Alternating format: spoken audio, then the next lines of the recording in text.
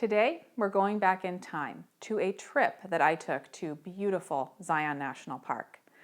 I decided that I would find a side excursion in addition to photographing the park itself. I only did a few minutes of research before I came upon a place I knew I had to go: Grafton, Utah. Grafton is a ghost town, but like all ghost towns, it was once a place where people lived, and for many, where they died. Flooding problems and even a war made Grafton challenging. In fact, one of the first stopping points as you approach Grafton is the cemetery. I had not seen the town itself yet, but I knew I wanted to be there for sunset, so the cemetery was the first stop. Grafton is open to visitors, but I also very much believe in respecting what's there, so I wanted to be quick there.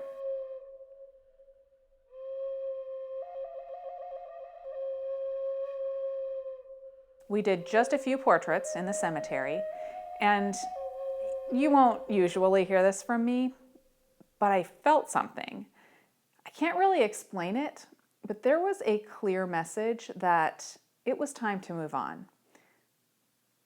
It was very clear. We proceeded to the town. It was cloudy and dark, but not yet sunset. You could feel the history, and you could feel the challenges.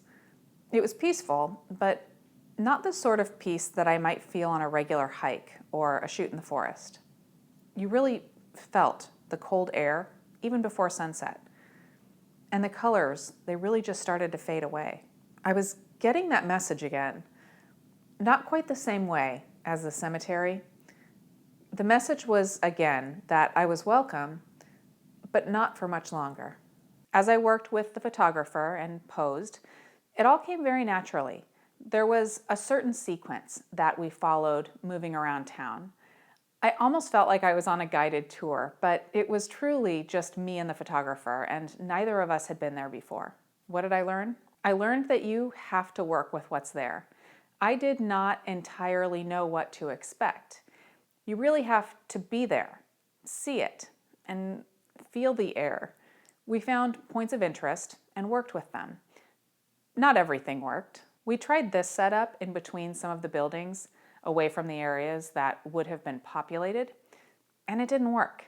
It didn't feel right, and the results from that portion weren't very good. I learned to take my comfort zone and throw it away. I can't say I was truly comfortable at any point in the shoot.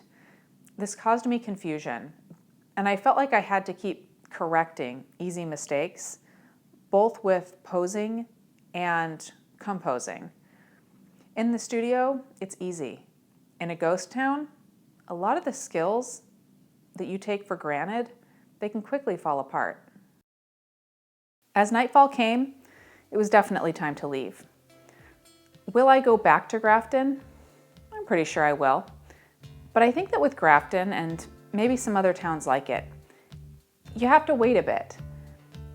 I can definitely think of reasons to go back, but I also feel like Grafton needs a reason to have me back.